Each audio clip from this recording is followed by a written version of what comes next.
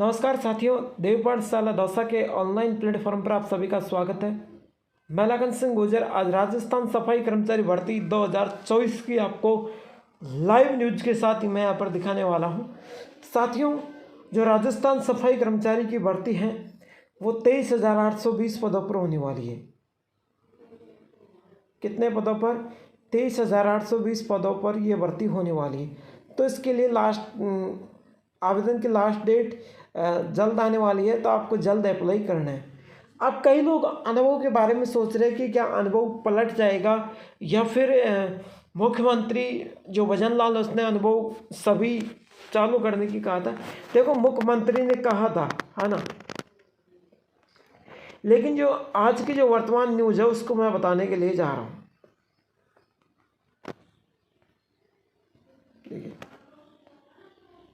यहाँ पर देखिए, मैं आपको जो बताऊँ, आवेदन के लिए आवश्यक अनुभव प्रमाण पत्र केवल नगर निकाय में सफाई का कार्य करने वाले व्यक्ति संविदा का ही मान्य होगा। यानी नगर निकाय में काम करने वाले व्यक्ति संविदा का ही इसमें मान्य माना गया है। आज की न्यूज है साथियों, है ना। अब यहाँ पर नीचे की तरफ स्क्रॉल करूँ तो वहाँ पे आप देख लीजिए, यहाँ पर दे रखा है साथियों, राजस्थान में नौकरी के इंतजार में बैठे युवाओं का सुनहरा मौका। प्रदेश में सफाई कर्मियों के 23,000 से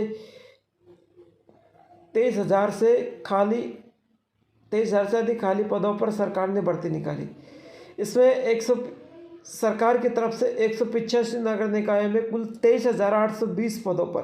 पहले साथियों जो 24,000 पदों पर थी वो 186 नगर निकाय पर थी। यहाँ पर एक नगर निकाय कम की है, तो उसके अनुसार पद काफ़ी है।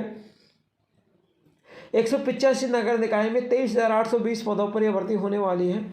ऑनलाइन आवेदन आमंत्रित किए गए हैं, जिनके लिए आवेदन पत्र 7 अक्टूबर से चल रही है, जो 6 नवंबर 2024 तक चलेगी। तो इच्छुक अभ्यर्थी निर्धारित समय तक आवेदन कर सकेंगे, है ना। अब आगे देखिए,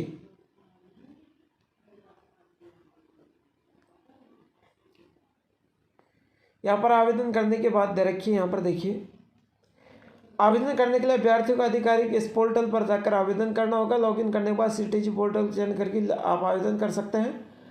आवेदन के लिए आवश्यक अनुभव प्रमाण पत्र केवल नगर निकाय का कार्य करने वाले संविदा दुविधा का ही मान्य होगा। यानी साफ साफ लिख रखा है कि नगर पालिका में काम करने वाले संविदा निविदा का ही मान्य होगा, अन्यथा किसी का मान्य नहीं होने वाला है। ठीक है, यहाँ पर नीचे लिख रखा है 6 नवंबर लास्ट डेट है। तो अब देखिए, इसके अलावा किसी भी सरकारी या निजी संस्था का सफाई का कार्य अनुभव मान्य नहीं है, ध्यान से सुन लेना। साथ ही अनुभव प्रमाण पत्र का प्रारूप निर्धारित प्रपत्र में ही लिया जाएगा। जो वहाँ से जो PDF आया था अनुभव का, उसी प्रपत्र के अनुसार अनुभव को माना जाएगा। विभाग की वेबसाइट पर उपलब्ध है, वो विभाग की वेबसाइट पर उपलब्ध है। मैंने आपको कई बार बताया था।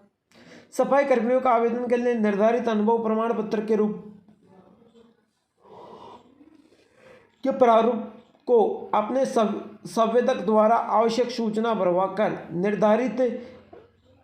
संबंधित नगरीय निकाय के प्रमुख प्रबंधक या वरिष्ठ प्रबंधक ठोस कचरा CSI या SI से सत्यापन करवाकर नगर निकाय के अधिकारी, आयुक्त आदि CC अधिकारी से प्रत्यक्ष हस्ताक्षर अनिवार्य है। यानी नगर निकाय के जो अधिकारी होते हैं उनको हम सक्षम अधिकारी बोलते हैं, तो उससे हस्ताक्षर करवाना अनिवार्य है। वो हस्ताक्षर नहीं करेंगे तो आपका अनुभव नहीं चलेगा, है ना। अभ्यर्थी 7 अक्टूबर से 6 नवंबर तक रात्रि 11:59 तक आप आवेदन कर सकते हैं, यानी 12 बजे तक।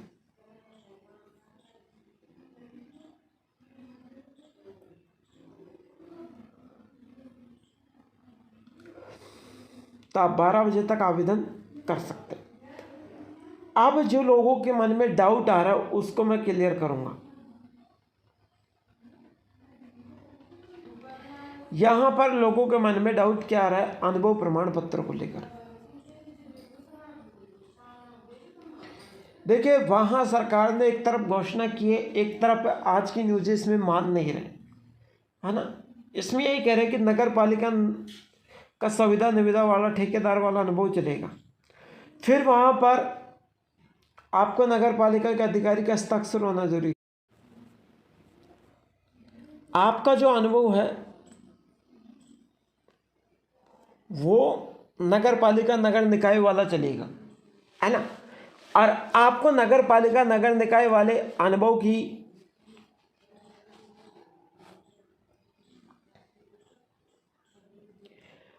फॉर्मेट में आपको बनवाना है। जैसा जो राज्य सरकार की ओर से स्वयं शासन विभाग की ओर से फॉर्मेट आया वो मैंने पोर्टल पर आपको मैंने कई बार बताया है, और जिन्होंने नहीं देखा है तो मैं लिंक नीचे डाल दूंगा, पोर्टल पर जाकर देख लेना, है ना। तो वहाँ भी आपको डाउनलोड हो जाएगा। तो उसी फॉर्मेट में बनवाना है जिनके पास नगर पालिका का सर्टिफिकेट है। अब जिनके पास सर्टिफिकेट नहीं है, जो लोग मेरे से जुड़ रहे हैं, उनसे मैं एक ही निवेदन करूंगा कि दिवाली तक वेट करिए, दिवाली के बाद में अपना फॉर्म भर देना, जैसा भी अनुभव है उसके साथ। फर्जीवाड़े से अनुभव कोई मत बनवाना, नहीं फंसोगी।